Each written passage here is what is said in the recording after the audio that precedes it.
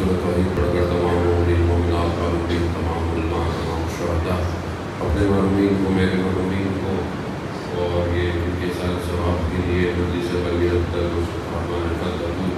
اختار علی اور ان کی فیملی کو اور استاد سید صدق جعفر شہید سردار اور شہید حسین کی روح کو روشن سے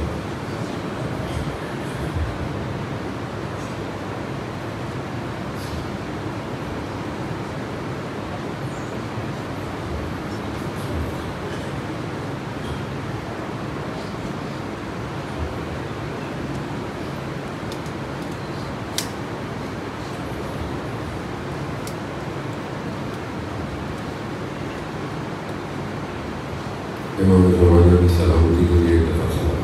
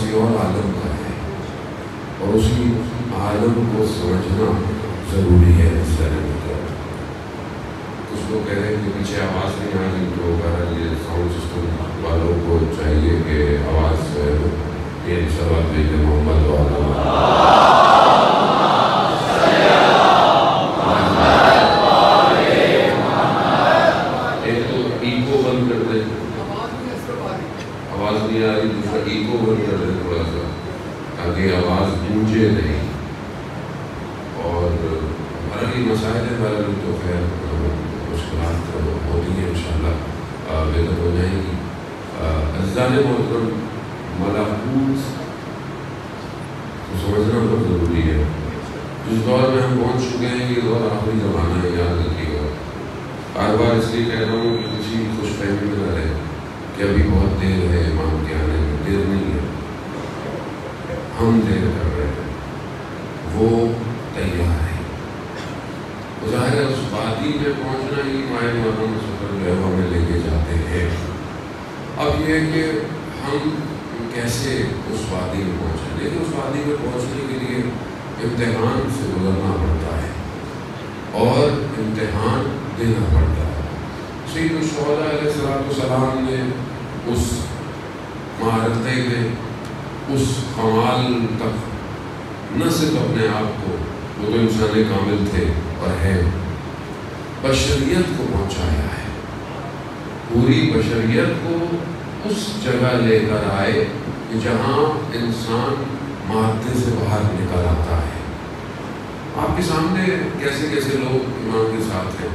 کوئی بہت ایسے لوگ تھے کہ جو چلے کاٹتے تھے، جو بڑے نہیں، دوسرے مسلک کے لوگ رستے میں ملے، امام نے کہا آ جاؤ، آ گئے. امام نے کہا زہیر ابن کہف کون ہے؟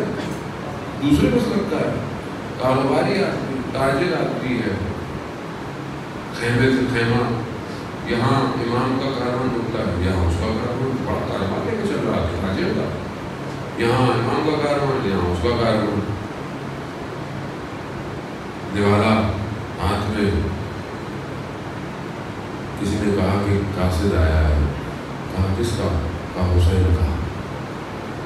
بس وہی زوجہ نے کہا کہ کیا سوچ رہے ہیں؟ حسین بولا گیا، پلٹا، کہا سب چلے جاؤ، سب کچھ چھوڑ دیا. زوجہ کو بھی بھیج دیا. کیوں؟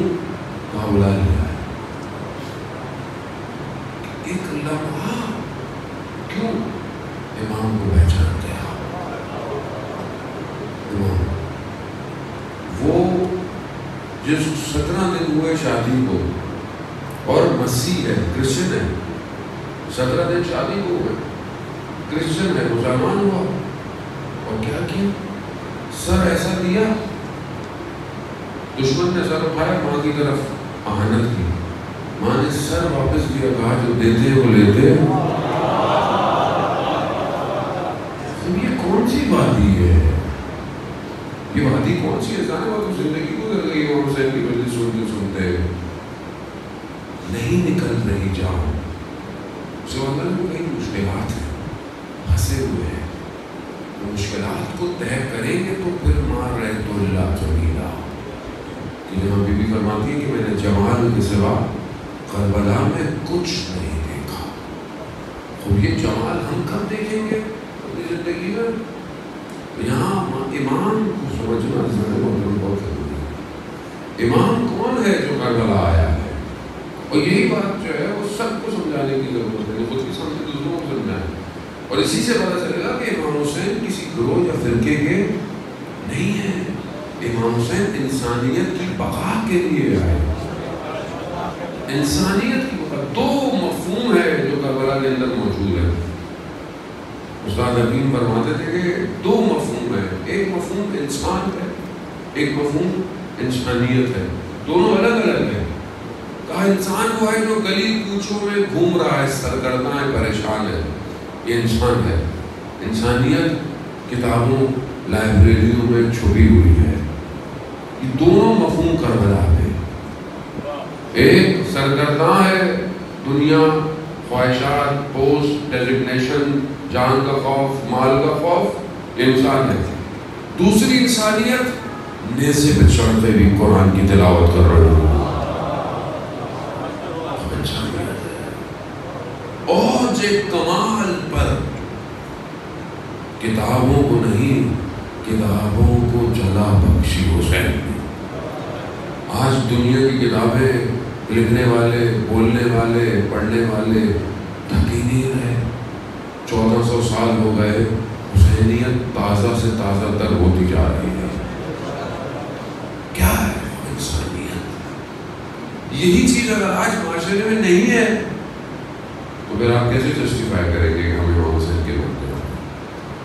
اگر آج مجلس انسانیت نہیں پکھیر رہی یا انسانیت کی طرف دعوت نہیں دے رہی ہے تو پھر آپ کیسے لوگوں کو بتائیں گے کہ امام حسین پر شریعت کی بقا ہے؟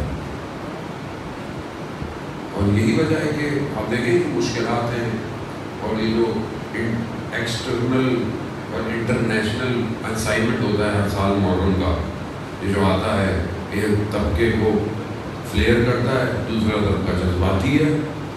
ہم لوگ تو ایسی جذباتی ہیں، ذرا سا موقع دے دو اس کے بعد ہم اگلے بیچارے کا حال کیا کریں گے. ہم سمجھ ہی نہیں رہے زیادہ محترم، جن کا امام باپ بصیرت کو کوفہ کے اندر، یہی وجہ ہے کہ دیکھیں ہمیں ہمارے مکتب کو اصل ٹیکس سے دور رکھا گیا. میں آپ کو معذرت کے ساتھ میں مجھے تو پتا ہے کہ ایک نہ ایک دن میں نے تو چلے ہی جانا ہے، لیکن جانے سے پہلے جو ہے نا میں کسی کا کام اتار کے ہی جاؤں گا. صلوات بھیج دیں محمد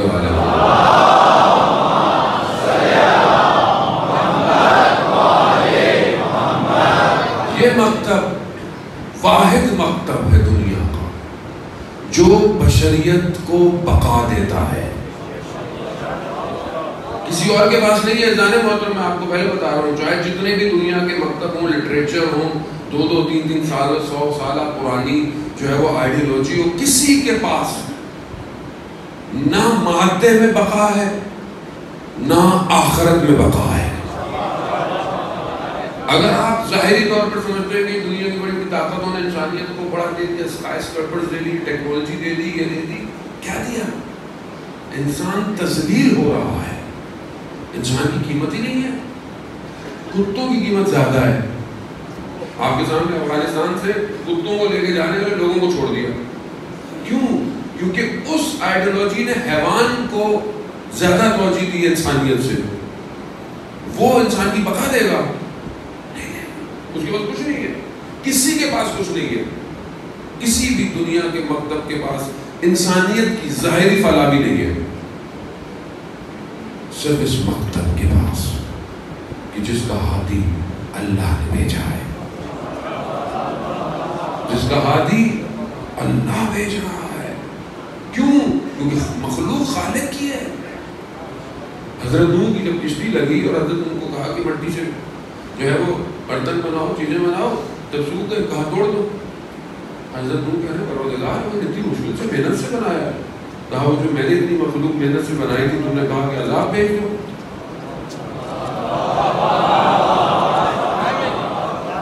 خالق جانتا ہے مخلوق کو کیسے کمال پہ لے کے جانا ہے. اسی لیے آپ دیکھیں کہ اس مکتب کو، اس ممبر کو اوریجنل ٹیکس سے دور رکھا جا رہا ہے. اوریجنل ٹیکس کیا ہے ہمارا؟ مطلب آپ یونیورسٹی میں پڑھتے ہیں، کالج میں پڑھتے ہیں، آپ کو اگر آپ کو اوریجنل ٹیکس نہ پڑھایا جائے تو آپ امتحان میں کیا ہوں گے؟ فیل ہوں گے. اور کیا ہوگا؟ امتحان کا خرچہ تو وہی آنا ہے نا، جو پیپر ہے، جو کتابیں ہیں. لیکن پڑھایا کیا؟ ٹیچر آیا ادھر ادھر کی باتیں کر کے چلا گیا. اب جب امتحان کا وقت آیا، سوال ہے، یہ تو ٹیچر نے پڑھایا ہی نہیں تھا، تو آپ کیا بولیں گے؟ آپ ایگزامینیٹر کو بولیں گے کہ یہ تو ہمیں پڑھایا ہی نہیں. بولے بھائی کتاب سے یہ پہلا چیپٹر ہے، دوسرا چیپٹر، تیسرا چیپٹر. کبھی کتاب کھولتے تو پتہ چلتا. کتاب کھلوائی نہیں گئی، کتاب نہیں کھلوائی گئی. نہ قرآن، نہ نہج البلاغہ، نہ ذیل سجادیہ، نہ ترغیب دلائی گئی. یہ اوریجنل کانٹینٹ ہے آپ کا. اس سے دور رکھیں گے تو آپ کو پتہ کیسے چلے گا کہ وہ کیا رہا ہے معاشرے میں. مولا متقیان نہج البلاغہ میں بار بار کہہ رہے ہیں، صفتوں کو بیان کر رہے ہیں، رضائل کو بیان کر رہے ہیں. کیوں تم میری بات نہیں سنتے؟ کیوں نہیں سنتے؟ کبھی کہتے ہو سردی ہے، کبھی کہتے ہو گرمی ہے. امام المتقین کے سامنے رہتے ہوئے امام کو نہیں پہچان رہے. کیوں؟ بصیرت نہیں ہے، اور امام بار بار اسی بصیرت سے آگاہی دے رہے. ہمارے یہاں ذرا سا کچھ ہوتا ہے، ایک کوئی کہیں کھڑا ہو کے کچھ بولنا شروع کر دیتا، پوری قوم جذبات میں. سمجھ نہیں رہے کہ انٹرنیشنل انسٹالمنٹ ہے، ہر سال محرم میں ہوتی ہے، ہر سال. اس قوم کو بابصیر ہونا چاہیے. سب سوشل میڈیا کے مجاہد، کچھ کرنا ہے تو معاشرے میں شعور کو بیدار کرو. جب مراجع کہہ رہے ہیں کہ اہل سنت کے مقدسات کی توہین، اب دوسرا بھڑکا رہا ہے آپ کو کھڑا ہو کے، یہ وہ ہم نے بھی نیچے وہ یہ کیا ہے، یہ وہ تو چاہ ہی رہا ہے کہ آپ سے توہین کروائے، کیونکہ ان کے ہاں تو ویسے بھی کچھ نہیں ہے.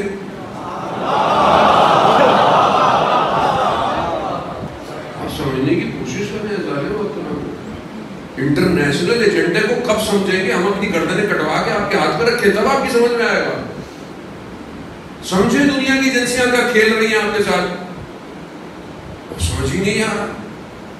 بعض ہمارے دوست احباب بھی علماء بھی، مجھے تو سمجھ میں نہیں آتا کہ جب آپ دیکھیں جب تک کوئی قوم اپنا رہبر لیڈر مشخص نہیں کرے گی نا، یہی ہوگا. آپ اپنا قبلہ درست کریں، جس کا کعبہ وہ ہو جس میں علی آیا ہو. آپ بغیر رہبر کے لیڈر کے گھوم رہی ہے قوم. پھر لوگ کہتے ہیں مولانا صاحب آپ بولیں، لوگ ٹکڑوں میں بٹے ہوئے، لوگ جہاں ٹکڑوں میں بٹے ہوئے، لوگ کھانا کھاتے وقت تو مرچے مسالے سب دیکھ کے کھاتے ہیں. ذرا سی چھوٹی چیز خریدنی ہو تو برانڈ کون سا ہے، رنگ کا ہے، پھٹے گا نہیں پھٹے گا. دین کے معاملے میں ارے مولانا بس کیا کریں، مولانا ذاکر ہے، جو دل چاہے بول کے چلا جائے.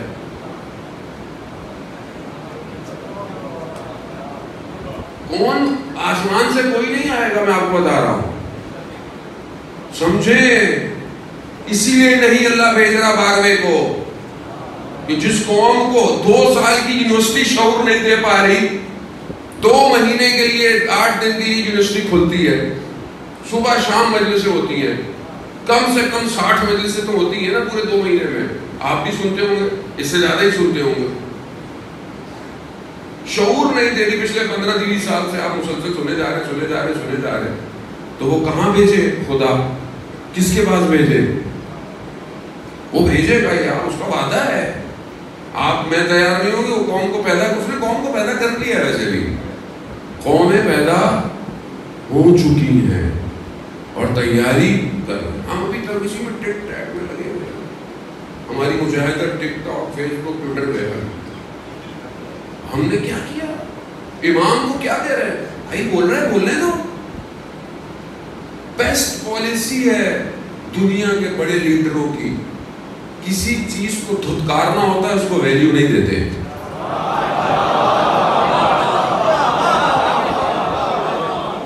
کچھ سیکھیں نہج البلاغہ سے. خدا نے تو نہیں کرا آپ لوگوں کی کہ آپ بولے مولانا ڈانٹ رہے ہیں. کیا کریں ذرا محترم، صبح شام ڈرامہ آدمی دیکھ رہا ہوتا ہے. اب امام کو جواب دینا ہے. قوم اگر شعور و بیدار نہیں ہوگی تو کون بیدار ہوگا؟ اگنور، آگے نکلے، آگے کی طرف بڑھے، قبلہ درست کرے اپنا. ہر دین کا کوئی نہ کوئی پیشوا ہے، چاہے وہ افغان ہو، چاہے وہ گھوڑی ہو، چاہے وہ اسماعیلی ہو، چاہے وہ کوئی بھی ہو، زرتشت ہو. آپ مذہب سے باہر نکل جائیں، ہر کسی کا کوئی نہ کوئی پیشوا ہے. آپ کا پیشوا کون ہے؟ آپ کس کے پیچھے چلنا چاہتے ہیں؟ مشخص کریں. اگر مشخص نہیں ہوا تو اس ایک کے پیچھے نہیں چل پائیں گے جو پردہ غیبت پہ ہے. وہاں بھی یہ بولیں گے ہماری مسجد میں امام آئیں گے تو ہم مولا امام کے ماننے والے ہوں گے. ہمارا تو یہ حال ہے. ایک تنظیم کہتی ہے ہماری طرف، دوسری تنظیم ہماری طرف، ایک امام بارگاہ ہماری طرف، ایک مدرسہ کہتا ہے ہماری طرف. اب کو دل میں نہ لے لے میری باتوں کو. صلوات دے محمد والے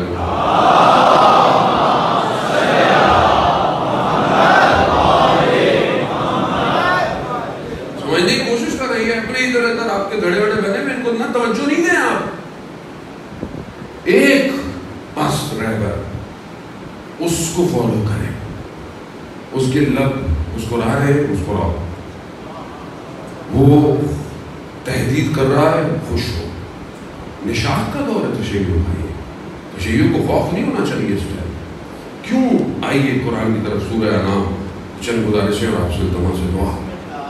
پروردگار حضرت ابراہیم کا واقعہ بیان کر رہا ہوں. حضرت ابراہیم کو پروردگار نے ملکوت دکھایا.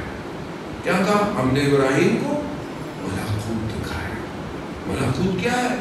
وہ جو حقیقت ہے، جو زمین آسمان کی حقیقت ہے، وہ زمین آسمان کا حضرت ابراہیم کو بنا. کیسے دکھایا؟ قرآن آیت آیت ٹریول کر رہا ہے. حضرت ابراہیم نے سب سے پہلا کام کیا کیا؟ قرآن کہہ رہا ہے اپنے ابھی سے مراد وہی ہوگی جو چچا حاضر تھے. وہ کیا کہا؟ آپ بتوں کی پوجا کرتے ہیں، میں بتوں کی پوجا نہیں کروں. یعنی کیا؟ یعنی اللہ کا جس کو شریک ٹھہرایا جا رہا ہے، حضرت ابراہیم اس کے مقابلے میں محاجہ کر رہے ہیں. یعنی کھڑے ہو گئے کہ میں اس بتوں کی پوجا نہیں کروں گا. کہ آپ نے قرآن میں سنا ہے ماشاء اللہ کہ جیسے لوگ ایک دن باہر نکلے تو حضرت ابراہیم نے سب کو توڑ دیا اور جو سب سے بڑا تھا اس کی گردن میں لٹکا دیا. اب انہوں نے کہا کہ یہی ہے. کہا یہ کہا اس سے پوچھو. کہا اس سے کہاں سے پوچھے؟ کہا کہ جو یہ نہیں بتا سکتا اس کو تم نے رب بنایا ہوا ہے. یعنی ٹیکنیکل لاجیکل مارا ہے حضرت ابراہیم نے. سمجھنے کی کوشش کریں، آپ کو بھی لاجیکل مارنا ہے. لاجیکل دے، عقل دلائل کے ساتھ دے. ظاہر ہے حضرت ابراہیم کہتے ہیں نکلے. حضرت ابراہیم یہ پہلا ڈیفینڈ تھا، یعنی صنم قدوں خود قدوں کو پیچھے کر کر حضرت ابراہیم آگے نکلے. پھر کیا دیکھا؟ ایک ستارہ آسمان پہ روشن ہوا. کہا یہ رب ہے. پھر تھوڑی دیر میں ڈوب گیا. کہا کہ یہ رب نہیں ہو سکتا جو ڈوب جائے. یہ رب نہیں ہو سکتا. وہ ایک قوم جو اس کو پوجا کر رہی تھی آگے بڑھے. دیکھا کہ چاند اپنی روشنی کے ساتھ بہت مہک رہا ہے. کہا کہ یہ ہو سکتا ہے یار. کہا کہ نہیں، یہ بھی غروب ہو گیا. جو غروب ہو جائے وہ رب نہیں. اور آگے نکلے تو دیکھا سورج. کہا یہ تو بہت بڑا ہے، یہ تو بہت روشن ہے، یہ تو رب اکبر ہو سکتا ہے. کہا کہ نہیں، یہ بھی ڈوب گیا. کیا کہا ان سے؟ کہا کہ جو ڈوب رہا ہے وہ رب نہیں ہو سکتا. یعنی جو چیز بھی گر جائے اور تم اس کی طرف بڑھنا شروع کرو. سب سے پہلی چیز کیا ہے؟ انسان کا اپنا قلب ہے. انسان اپنے دل کی پوجا کرتا ہے اور دل ڈوب جاتا ہے. تو کیا ڈوبے ہوئے دل کی پوجا کرے انسان؟ یہ خواہشات جو ابھرتی ہے اسی ستاروں کی طرح ہے جانے محترم. یہ چیزیں ابھرتی ہیں، کبھی ڈیزگنیشن، کبھی پوسٹ، کبھی شہوت، کبھی مال کی محبت، کبھی دنیا کی محبت ابھرتی ہے، ڈوب جاتی ہے. تو کیا اس ڈوبے ہوئی شخص کی انسان پوجا کرے گا؟ اس کے پیچھے چلے گا؟ نہیں. حضرت ابراہیم کہتے ہیں کہ میں اس جلووں کو دیکھوں کہ جس کے چہرے کی وجہ سے ہر چیز وجود میں ہے. اللہ نور السماوات والارض. اللہ ہی نور ہے زمین اور آسمان کا.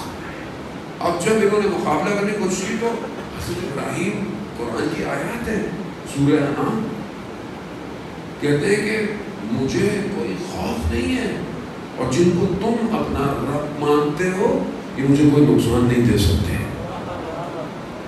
یہ پیغام ہے حضرت ابراہیم کا کہ تم جن کو، اب آج دنیا، اس زمانے میں لوگ ستاروں کی پوجا کرتے تھے، سورج کی پوجا کرتے تھے، چاند. آج سورج چاند ستارے کیا ہیں؟ آج دنیا کی مغربی بڑی بڑی حکومتیں یہی تو ہیں. اور کیا؟ لوگ اسی کو پوجا کرتے ہیں، اسی کے پیچھے چلتے ہیں، انہی کا خوف کھاتے ہیں. کوئی پیسوں سے، کوئی خوف سے، کوئی طاقت سے. حضرت ابراہیم کہتے ہیں کہ جس کو تم خدا سمجھتے ہو وہ مجھے کوئی ضرر نہیں دے سکتا. ان سب سے گزر کر پھر حضرت ابراہیم کہتے ہیں کہ تم اللہ کا ان کو شریک ٹھہرا کر تمہیں کوئی خوف نہیں، تو تم مجھ سے تمنا رکھتے ہو کہ میں تم لوگوں سے خوف کھاؤں؟ خوف تمہیں آنا چاہیے. اتنا ریزسٹ کر کر کر کر کے جب ان سب مراحل کو طے کیا تو خدا کہتا ہے کہ میں نے ابراہیم کو اپنا ملکوت دکھا دیا. ہمیں بھی توڑنا پڑے گا یہ سب، یہ سارے ستارے، یہ ساری چمک، یہ سارے جو اپنے آپ کو سمجھتے ہیں کہ دنیا کا خدا ہے، اب ان کے مقابلے میں آپ کو آنا پڑے گا. جب آپ آئیں گے تو پھر امام خمینی بنتا ہے. کیوں بڑی بڑی حکومتیں جھک گئی، طاقتیں تھیں، ہیں اپنے آپ کو سمجھتی نہیں. ایک شخص کیوں جب گرائے گا تو خدا بھی اس کو پھر ملکوت دکھائے گا. اور یہی کہا تھا جب کہا کہ آپ کہہ رہے ہیں کہ باہر نکل آئیں، باہر نکل آئیں، اگر لوگ مر جائیں تو کیا ہوا؟ کہا کہ اگر امام کہے تو پھر کیا ہوگا. آج اسی سسٹم نے دنیا کو ہر ٹائم دکھا دیا نا، اکھاڑ پھینکا ساری. اسے لوگوں کو میرے کو اکھاڑ پھینکنے سے بہت گھبراہٹ ہوتی ہے. صلوات بھیجتے محمد والے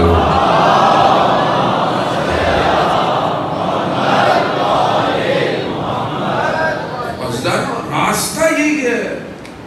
یہ عزاداری اس لیے امام خمینی کہتے ہیں کہ معاشداری مجمعو محرم اور سفر است. ہمارے پاس جو کچھ ہے محرم اور سفر کی وجہ سے ہے.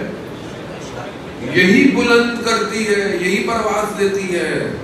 اور دشمن بھی کرتا ہے کسی کو خراب کرو، انگیج کرو. طاقتیں چھوٹے چھوٹے سے چٹکلے دے کر پوری مجلسوں کو لے جاؤ.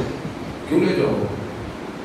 جو ہدف ہے وہ بیان کریں. عزیزان محترم، ہر روز قیامت میں ہمیں بھی ان سفر کو طے کرنا ہے. ہم بھی تو اس ملکوت کو دیکھیں. امام حسین علیہ السلام نے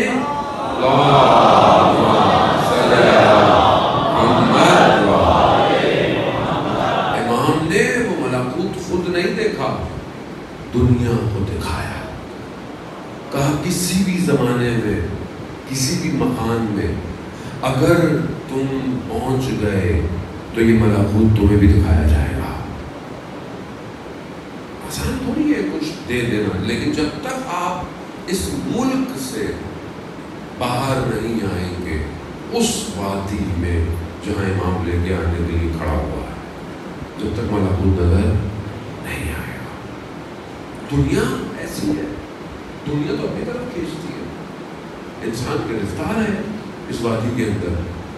انسان بعض اوقات باہر بہت اچھا ہوتا ہے، سڑکوں پہ بہت اچھا ہے، مسجد میں بہت اچھا ہے، امام بارگاہ میں بہت اچھا ہے، یوں کر کے بھی مل رہا ہے، تعریفیں کر کے نہیں تھک رہا. گھر جاتا ہے اخلاق کے بدل کیا ہو جاتا ہے. ماں باپ کے سامنے، زوجہ کے سامنے، اولاد کے سامنے معاشرہ ایک اینگل سے آپ ایک تصویر بنائیں اور اس میں صرف ایک ہی رنگ ڈال دیں. جو بھی دیکھے گا بولے گا تصویر پوری نہیں ہے. بھائی تصویر میں باقی رنگ بھی تو بھرو. ہم صرف ایک ہی رنگ بھرنے کے چکر میں. پبلک کہتی ہے مولانا خدا تک کیسے پہنچے؟ خدا تمہارے آس پاس ہے. بعض لوگ چلوں میں ڈھونڈ رہے ہوتے ہیں. بعض اوقات تو اور صدر اسلام میں کچھ آیات نازل ہوئی، کچھ صحابہ کرام مسجد میں بیٹھے ہوئے، ساری رات عبادت، دن میں روزے. کچھ تو چھوڑ کے چلے گئے جنگلوں میں، خوف الہی. رسول خدا نے کہا ان کو بلاؤ واپس. تاکہ یہ کون سا طریقہ ہے؟ آگے ہر چیز کی ضرورت ہے. ایک شخص بولے ہر وقت مسجد میں بیٹھا اللہ اللہ اللہ کہہ رہا، گھر میں جاؤ بھائی. گھر میں جو ہے وہ بھی اللہ ہی کی مخلوق ہے. اس کے ساتھ صحیح رہو، خدا تمہیں خود اوپر تک لے جائے گا. ہم خدا کو کہیں اور ڈھونڈ رہے ہیں. مولانا صاحب کو وظیفہ دے دیں، کوئی عمل دے دیں. کیوں؟ امام زمانہ سے ملاقات ہو جائے. امام زمانہ سے ملاقات کے لیے وظیفوں کی ضرورت نہیں ہے، کردار کی ضرورت ہے. ایسا کردار ہو کہ جو تنہائی میں بھی ہو تو بھی کوئی ہو، جو جلوت میں ہو تو بھی، جو بازار میں ہو بھائی ہو. رسول خدا حضرت محمد مصطفیٰ صلی اللہ علیہ وسلم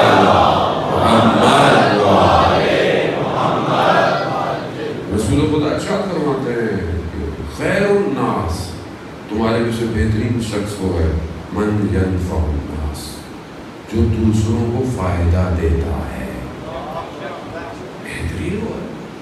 تم خدا کو کہاں ڈھونڈ رہے ہو؟ خدا تمہارے پاس صدر اسلام مسجد نبوی شخص آیا، غریب سا تھا، لباس اچھا نہیں تھا. ایک شخص عرب جو تھا لباس اچھا تھا، پیسے والا تھا، بیٹھا ہوا تھا. اس نے اپنے لباس کو سمیٹا، وہ آ کے بیٹھا. رسول خدا نے دیکھ لیا، اس کو بھی محسوس ہو گیا کہ غلطی ہو گئی. کھڑا ہوا، یا رسول اللہ میں معافی چاہتا ہوں، میں اپنی آدھی جائیداد کو اس کو دیتا ہوں. یہ جو شخص آگے بیٹھا ہے وہ کھڑا ہوا، کہا یا رسول اللہ مجھے آدھی جائیداد نہیں چاہیے. کہا کیوں؟ کہا میں نہیں چاہتا کہ کل کو میں بھی اس جیسا ہو جاؤں. میں بھی اس جیسا. اللہ محترم، مال کی فراوانی مت مانگا کرے، مال میں برکت مانگا کرے. لوگوں کے پاس اتنا پیسہ ہے لیکن گھر نہیں ہے، گھر والوں کے لیے ٹائم نہیں ہے، عبادت کے لیے ٹائم نہیں ہے. ایسے مال کا کیا کریں گے جس سے اللہ کو سجدہ نہ کرے آدمی؟ ایسے کھانوں کا کیا کریں گے؟ دنیا کے بہترین کھانے، لذیذ کھانے کھا رہے ہیں لیکن کھانوں کے بعد وہ انرجی عبادت کی بجائے گناہ میں صرف ہو رہی ہو. ہر کھانا ایسے ہی ہے نا کہ جب میں کہوں بسم اللہ کیوں پڑھ کے کھانا ہے آپ نے؟ کیوں؟ تاکہ یہ کھانا جب میرے بدن میں جائے تو اس کی جو انرجی آئے میں قیام اور قعود کروں. ازدان ہے مطلب زندگی دیکھیں، یہ تو ہم سمجھ رہے ہیں ویسی پلک چپکو اور ختم. القاریات و ملقاریات ہے، وہ جائے گا وہی گالوں کی طرح. یہ ساری داستان کچھ بھی نہیں رہنے والا. وہی رہ جائے گا جو اللہ کے لیے ہوگا، چاہے وہ 1 روپیہ ہو، چاہے وہ 1 کروڑ ہو، چاہے وہ 1 قدم ہو جو خدا کے لیے چلا گیا ہو، چاہے وہ ایک محبت کا جملہ ہو خدا کے لیے، چاہے کسی مومن کو مسکرا کے دیکھا ہو. یہ سب رہ جائے گا، باقی سب ختم ہو جائے گا. آیت اللہ شمس الدین یا اور لوگوں نے بھی میرا اس واقعے کو بیان کیا. میں پہلے محرم میں ایک دفعہ پڑھ چکا ہوں کہ شخص عالم دین تھا اور 40 دن کا نیت کی کہ میں 40 دن وظیفہ کروں گا، روزے رکھوں گا، اعتکاف میں بیٹھوں گا، عبادت کروں گا. کیوں؟ امام زمانہ سے ملاقات ہو جائے. ضروری بھی ہمارا تڑپ ہونی چاہیے. ظاہر ہے وہ یوسف زہرا ہے، اگر اس کے جمال کو نہیں دیکھیں گے تو پھر کیا دیکھیں گے؟ اس دنیا میں روئے زمین پر اگر کوئی سب سے قیمتی ہے تو وہی ہے. اس سے بڑا قیمتی کوئی شخص. اس لیے کہتے ہیں کہ سب سے پہلے امام کی سلامتی کا صدقہ نکالا کریں. ہم آپ بولیں کہ وہ مولا کو ہماری سلامتی، نہ مولا کو ضرورت نہیں ہے. ہم چاہتے ہیں کہ ہمارا نام روز لکھا جائے کہ یہ وہ ہے جو اللہ کی بہترین مخلوق کا صدقہ دے رہا ہے. ہم چاہے 1 روپے کیوں نہ ہو، کیا فرق پڑتا ہے اس سے؟ ان کے ہاں کوانٹٹی نہیں دیکھی جاتی، کوالٹی دیکھی جاتی ہے. وہ اخلاص دیکھتے ہیں، وہ آپ کا خلوص دیکھتے ہیں کہ تم دے کیسے رہے ہو. تو عالم دین نے وظیفہ کیا، 36ویں دن اس کو آواز آئی فلاں بازار جاؤ اور فلاں دکاندار کو ڈھونڈو. یہ کیا بازار کس کا ہے؟ بازار وہ ہے کہ جہاں برتن پرانے بکتے ہیں. ہر جگہ ایسے بازار ہوتے ہیں، پرانے برتن وغیرہ بیچے جاتے ہیں. اس نے دیکھا کہ اس بازار میں ایک بوڑھی خاتون آئی جو اپنی دیگ لے کے آئی اور وہ بیچنے کے لیے ایک دکان دوسری دکان تھی جس پہ جا رہی ہے. وہ کہہ رہی 4 ریال کو 4 ریال وہ بیچ نہیں رہی. وہ کہتی ہے مجھے 6 ریال چاہیے، لیکن کوئی دکاندار دینے کو تیار نہیں. ایک دکان پہ گئی، اس نے بولا کہ مجھے ایسے صحیح. کہا کہ مجھے 6 ریال کیوں چاہیے؟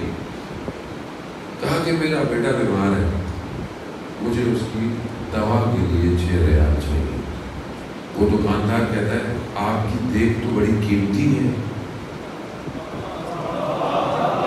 آپ کی دیگ تو بڑی قیمتی، اس کی قیمت تو 25 ریال ہے. وہ بڑھیا کہتی ہے کہ کوئی مجھے 4 ریال دے رہا ہے، 6 نہیں دے رہا، آپ کہہ رہے ہیں 25 میں. ہاں ان کو پتا نہیں ہے اس دیگ کی قیمت کیا ہے. اس نے اس کو جلدی سے پیسے دیے، ضرورت میں چلی گئی. اب یہ عالم دیکھ رہا ہے. آیا دکاندار کہ تم عجیب دکاندار ہو، تمہیں کام کرنا نہیں آتا، کاروبار کرنا نہیں آتا، تمہیں سودا کرنا نہیں آتا. کوئی دکاندار 4 سے زیادہ خرید نہیں رہا، تم نے 25 میں بیچ دی. تمہیں پتہ ہی نہیں فائدہ کسے کہتے ہیں نقصان کسے کہتے ہیں؟ کہا میں نے دیکھ تھوڑی خریدی ہے، میں نے دیکھ نہیں خریدی. کہا 6 ریال تو اس کی دوائی کے تھے، کچھ اس کے کھانے کے، اب مریض ہے کچھ دن تو وہ کام بھی نہیں کرے گا تو اس کے گھر کا خرچہ دیا ہے میں نے دیکھ نہیں خریدی. وہی ندائے آسمانی آئی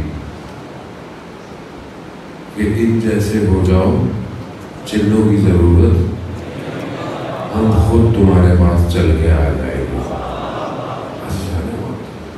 میں بتا رہا ہوں ہم ادھر ادھر ہم پتہ نہیں کہاں ڈھونڈ رہے خدا کو. خدا ادھر ہی ہے، خدا آس پاس ہے، امام بھی آس پاس ہے. آپ مخلوق کو راضی کریں، رب راضی ہو جاتا ہے. اور یہی وجہ ہے کہ ایک ایسی سوسائٹی بنے گی کہ جو امام کو بلا سکتی ہے. آپ خود اچھے ہو جائیں گے، آپ کے گھر میں اچھائی نہیں ہے، آپ کے بہن بھائیوں میں اچھائی نہیں ہے، آپ کے محلے میں اچھائی نہیں ہے، آپ امام کو کیا اپنے گھر اکیلا بلائیں گے؟ نہیں، اس طرف بڑھنا ہے جو امام کی وادی ہے، اس وادی کی طرف نظر ہوتا ہے. اور یہ تبھی ہوگا کہ کہیں نہ کہیں آپ کو بہرحال کھڑا ہونا ہے، کہیں نہ کہیں آپ کو کچھ نہ کچھ کرنا ہے. حضرت ابراہیم علیہ السلام اگینسٹ ہوئے، اپنے زمانے کے مشرکوں کے اگینسٹ ہو گئے. آج ہم اپنے زمانے کے طاغوت کے اگینسٹ ہیں کہ نہیں ہیں؟ مولانا صاحب امام حسین اس میں کیا سیاست کی بات ہے؟ امام حسین کیوں آئے تھے؟ کیا کر رہے ہو اپنے کس کے مقابلے میں آئے گا؟ ایک ایسے نظام کے مقابلے میں آئے نا. ایک شخص تھوڑی تھا، وہ نظام تھا پورا. ایسے نظام کے مقابلے میں آئے جو ظلم کر رہا تھا، جو فاسق تھا، جو انسانیت کو تباہ کر رہا تھا، جو حلال کو حرام، حرام کو حلال کر رہا تھا. وہ نظام تھا. امام حسین نظام کے مقابلے میں آئے، مگر امام حسین کو کیا تھا؟ مدینہ میں رہتے آرام سے، اپنے نانا کی سرزمین تھی، کیا مشکل تھی کیا؟ اور اس پورے نظام کو صرف ایک حسین ابن علی سے کیا مشکل تھی؟ سمجھے کربلا کو. واہ واہ کر کے گھر چلے جانا کربلا نہیں ہے حضرت محترم. فکر تفکر اٹھے یہاں سے تو حضرت قاسم کی سیرت پہ چلتا ہوا نظر آیا. اٹھے جوان تو کہے کہ ہاں میں جناب علی اکبر کی طرح وقت کے امام کے لیے سینے پہ پرچی کھاؤں گا. یہ ہے کربلا. نظام کے مقابلے میں آئے ہیں. وہ آج وہ نظام کہاں ہے؟ آپ میٹھی میٹھی گولیاں نے مجلس میں بتائیں گے، کہاں ہے نظام؟ بتائیں نظام. کلو یوم عاشورہ کلو ارض کربلا. کیوں بار بار ہر ائمہ نے کہا کہ حسینیت کو بیدار رکھو، عزاداری کرو، مجلس کرو؟ کیوں کرو؟ تاکہ ہر دور میں اس طاغوتی نظام کو آشکار کرتے رہو. وہ 6 مہینے کا بچہ اپنے وقت کے حاکم کو بے نقاب کرنے نہیں آیا تھا، وہ قیامت تک کی حکومتوں کو بے نقاب کرنے آیا. کربلا کیوں حضرت علی اصغر کی قربانی کو ضائع کرتے ہیں؟ خوف ہے. خوف ہے تو پھر کربلا آیا. کربلا خوف کی جگہ نہیں ہے، کربلا عشق کی جگہ ہے. کربلا کی وادی کے دروازے پر لکھا ہوا ہے کہ اگر اپنے دلبر کی خدمت میں پہنچنا ہے نا، بغیر سر کے پہنچنا ہے. یہ ہے کربلا. کیسے دیکھیں گے ہم ملکوت؟ کیسے ہم امام کی خدمت میں کیسے کریں؟ جب آج میں دشمن کو بے نقاب نہیں کر رہا، آج میں دشمن کی اسٹریٹجیز کو بیان نہیں کر رہا مجلس میں، آج میں دشمن کو للکار نہیں رہا، تو کل میں امام زمانہ کو کیا ساتھ دوں گا؟ امام کو یہی کہیں گے بولا پالیٹکس سے بڑا دور رہیے، حالات ٹھیک نہیں ہے، ہمارے ملک میں یہ ہوتا ہے، ہمارے ملک میں یہ ہوگا. دنیا کی حکومتوں کے تختے الٹنے کے لیے وہ پردہ غیبت میں انتظار کر رہا ہے. اس چیز کا خوف ہے آپ کو. خدا قرآن میں کہتا ہے کہ میں اپنی زمین کو اس کے اصلی وارثوں کی طرف پلٹا دوں گا، اور خدا اپنے وعدے سے پیچھے نہیں ہٹتا.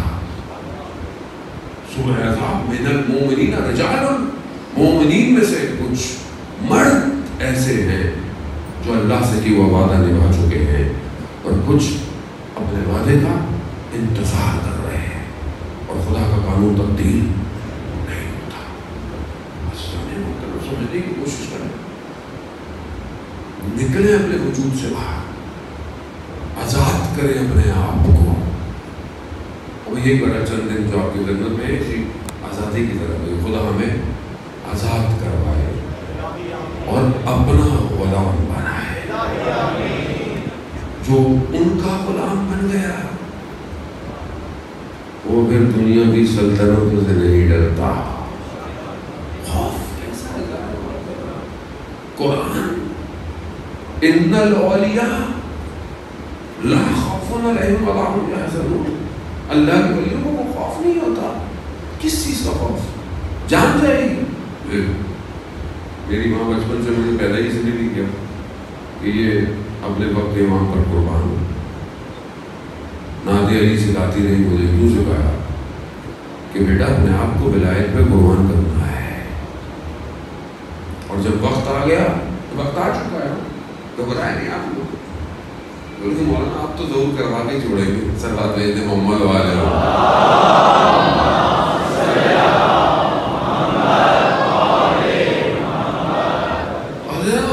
غلام شخص آیا. بس میں آپ کو تمام وقت کے لیے ویسے لیٹ ہو گیا, مجھے کبھی پہنچنا ہے.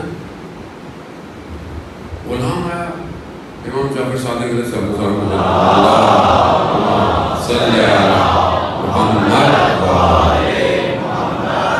امام کی خدمت میں آیا اور امام سے کہا کہ مولا فلانی جگہ کا ایک شخص آیا ہے, خراسان کا رہنے والا ہے. وہ مجھے کہہ رہا ہے کہ میرے باغ ہیں, میری زمین ہے, میرا یہ سب کچھ ہے. تو وہ کہتا ہے کہ میں تمہیں دے دیتا ہوں یہ سب. یہ جو تم نوکری کرتے ہو نا مولا کی, یہ تم مجھے دے دو. مولا نے کہا تمہاری مرضی, اگر جانا چاہتے ہو تو چلے گا. جانے لگا. امام نے کہا ایک منٹ رکو, ایک بات یاد رکھو, جو اس دنیا میں جتنا ہمارے قریب ہے نا, آخرت میں بھی اتنا ہی ہمارے قریب ہوگا. دنیا تڑپتی رہی ان کی نوکری مل جائے. آج بھی لوگ حرم کے اندر جو نوکریاں کر رہے ہیں نا, وہ امام کی نوکری ہے. کوئی جوتے اٹھا رہا ہے, کوئی قالین بچھا رہا ہے. کیوں؟ حرم امام کا ہے. یہ حرم ائمہ کے گھر ہے, اس لیے اس میں دخول ہے کہ بغیر اجازت لیے داخل آبادی کوئی نہ ہے. آیت اللہ عثمان بہزت رضوان اللہ تعالیٰ علیہ فرماتے تھے ہر حرم کے لیے اس میں دخول ہے, داخل ہونے کے لیے اجازت ہے.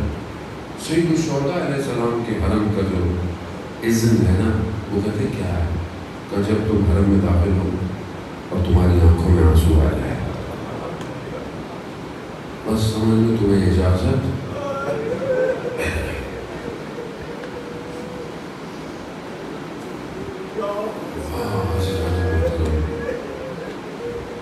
یہ تو سید الساجدین جانتے ہیں کہ گریہ کسے کہتے ہیں, رونا کسے کہتے ہیں. جب یہ کارواں واپس پہنچایا نا مدینہ, ایسے ایسے چیزیں دیکھی تھی انہوں نے, بچوں نے جو بچے بچ گئے. بچے جب دیکھتے تھے نا کہ کوئی جانور قربان کر رہا ہے, بچے دوڑتے ہوئے آتے تھے, اس کو پانی پلایا ہے.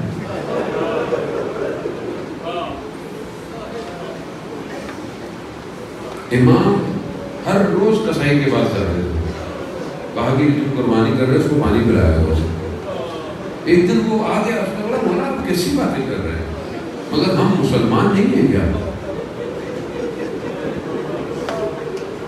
کہاں, وہ بھی مسلمان تھے جنہوں نے میرے بابا کو پیاسا شہید کر دیا. تو آپ کو اس کا اجر زیادہ تھا. ایک نیا غلام گھر پہ آیا, اسے پتہ نہیں تھا کہ امام کو کچھ چیزیں پسند نہیں ہیں. اس نے جانور قربان کیا, اس کے ہاتھ میں اس جانور کا سر تھا.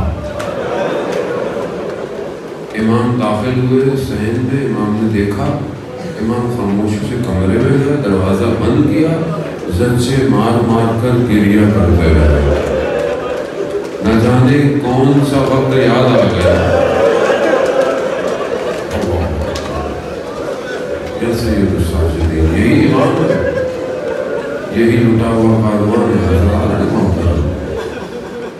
مصیبت کوئی کم مصیبت نہیں ہے۔ کسی کے بھائی کا انتقال ہو جائے تو اس کے دوست کیا کرتے ہیں؟ اس کے جنازے وہ بھائی کو نہیں اٹھانے دیتے، اس کو اٹھاتے ہیں کہ یہ گر بھر جائے گا خود ہی تک۔ اور اگر کسی کے والد کا انتقال ہو جائے تو دوست اے باپ کا جنازہ بھی دفنا دیتے ہیں، کیوں؟ اس کو ہوش ہی نہیں ہوتا ہے۔ اور یہاں بھائی بھی چلے گئے، چچا بھی چلے گئے، بھتیجے بھی چلے گئے، اور کس طرح پہنچا۔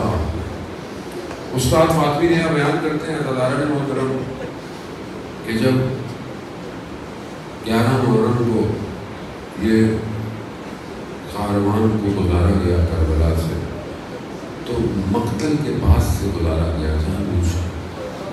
مقتل کیا ہے؟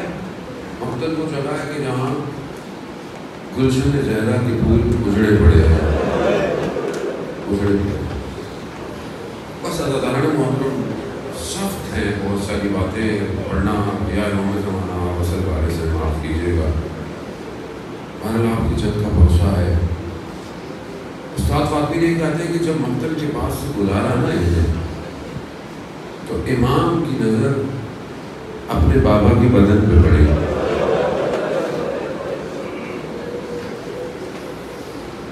ایسی حالت میں بدن تھا کہ امام کی روح نکلتی۔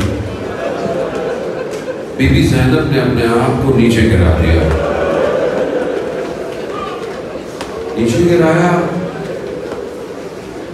اور مقتل کے مشہور جملے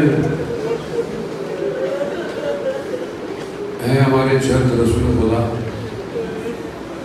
یہ حسین ہے،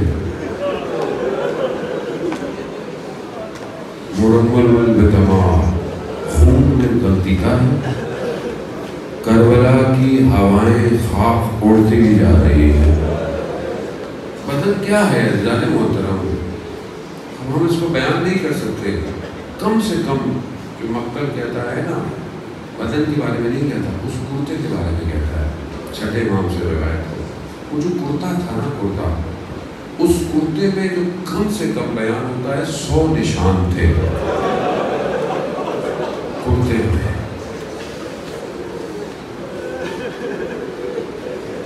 وہ بیٹی آپ نے سلام پڑھا، خدا سلام کرتے جنہوں نے سلام پڑھا، وہ بیٹی جو سینے پہ سوتی تھی، وہ کہتی ہے بدن کو دیکھ کے، کسی بیٹیوں کو باپ کے جنازے بلانا، وہ بیٹی کہتی ہے پھوپھی جان یہ کس کا بدن ہے؟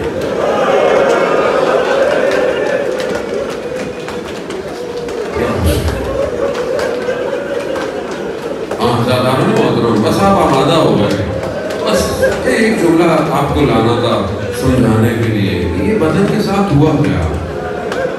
اللہ اکبر۔ پھر لوگ کہتے ہیں نا کیوں نہ روئے سجاد،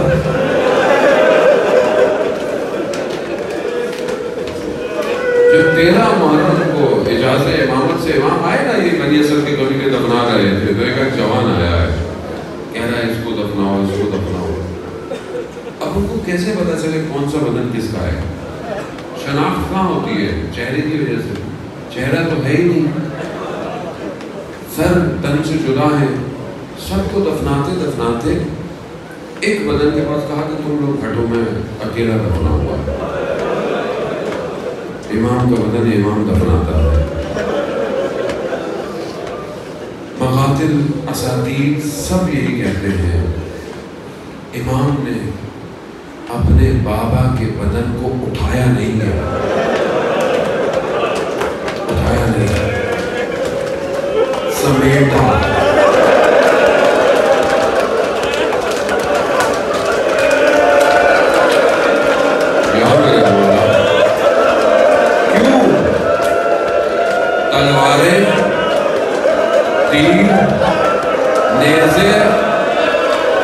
پتھر، لکڑیاں، گھوڑوں کی ٹاپیں سمیٹا رکھا. کہا کربلا کی سرزمین کتنی خوش قسمت ہے، میرے بابا تیرے درمیان میرے. بس اندازہ ہوتا ہوں ایک جملہ اور آپ سے، مجھے پتا اس سے زیادہ سنا نہیں جائے گا آپ سے، بس ایک جملہ کہوں گا. خدا آپ کے باپ کو، آپ کے والدین کو، آپ کے باوجداد کو زندہ سلامت رکھے. لیکن موت تو رکھے نا، کسی نہ کسی کو آپ نے بھی دفنایا ہوگا. جب قبر میں لٹاتے ہیں تو پہلا کام کیا کرتے ہیں؟ چہرے کو قبلے کی رخ کرتے ہیں. ارے میں قربان جاؤں میرے مولا، کہاں سے چہرہ تو ہے ہی نہیں. امام جھکے